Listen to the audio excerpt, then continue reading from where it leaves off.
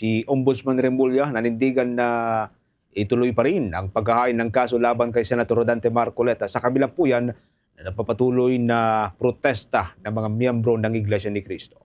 May live report si Bombo Grant Hilario. Bombo Genesis, nanindigan si Ombudsman Jesus Crispin-Boy Remulla na tuloy pa rin ang inihandang kaso laban kay Senador Rodante Marcoleta.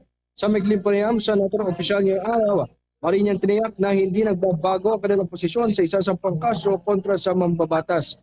Anayaya, nothing has changed patungkol sa usapin. Kabila ng nagpapatuloy na pagkwestiyon at kilos protesta ng mga taga-suporta ni Senador Marcoleta at mga miyembro ng Iglesia ni Cristo. Bagamat hindi nagkaano pang nagbahagi ng karagdagang mensahe, binigyan din ng Ombudsman Jesus Crispin-Boy Remulla na gagawin nila ang kanilang trabaho.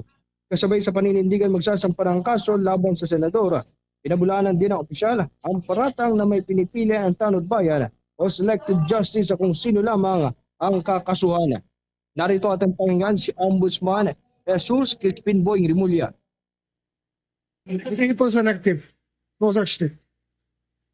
It's not selective justice. Nothing is changing. Nothing has changed. Nothing has changed.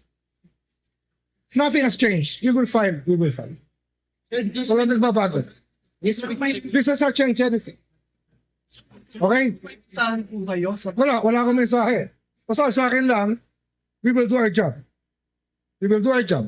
Gagawin namin ang trabaho namin. Sinabi ko na kanina, okay na yun. Okay na yun. Where nothing has changed. Okay? Okay, thank you. Magugunitang sa maraming pahayag ni Ombudsman Boy Remulla ay kanyang inanunsyo ang paghahain ng kasong plunder laban kay Senador Marcoleta. Ito ay kaugnay sa isinagawang investigasyon ng Ombudsman sa posibleng paglabag sa batas sa senador may kinalaman sa manoy natanggap na 75 million pesos halaga ng campaign donations noong siya'y tumakbo bilang senador sa makaraang eleksyon. Ang naturang planong pagsasampa ng kaso ay nagtulak para ang ilang taga-suporta at mga miyembro ng Iglesia ni Cristo ay magsagawa ng kanilang kilos protesta kasabay sa panawagan transparency, accountability, justice at peace ng bansa.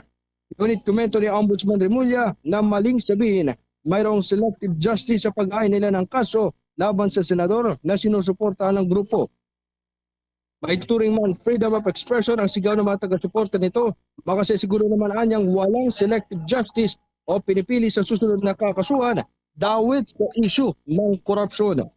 Muli si Ombudsman Jesus Crispin-Boy Remulla.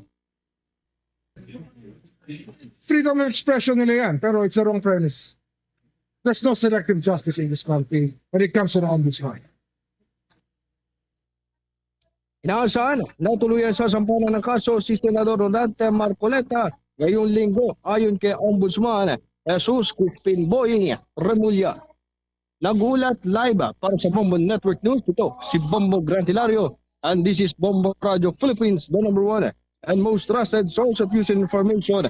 Basta Radio Bombo. For the most trusted source of news and information, visit our website at www.bomboradio.com. Follow us on Bombo Radio mobile app, Facebook, YouTube, TikTok, and X, formerly Twitter.